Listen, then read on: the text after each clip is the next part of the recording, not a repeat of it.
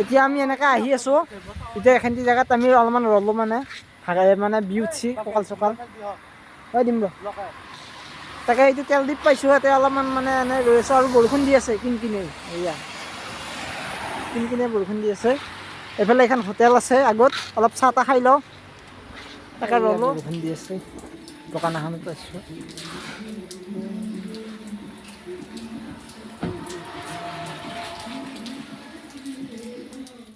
জুবিন দাৰ গান শুনি শুনি মানে প্ৰায় তেজপুৰ পাবাৰে হ'ল আমাৰ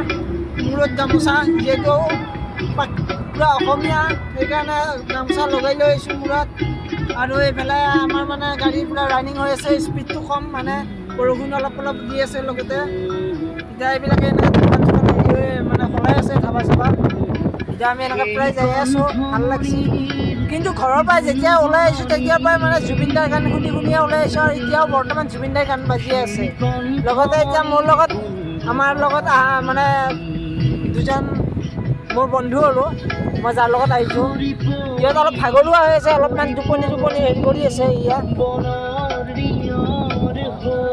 এইটো আমাৰ মৃদুল গাঁৱৰ মুন্না তাকে আমি আহি আছোঁ তেজপুৰ পাম আৰু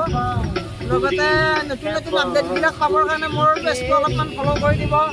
ইউটিউবত ছাবস্ক্ৰাইব কৰিব ধন্যবাদ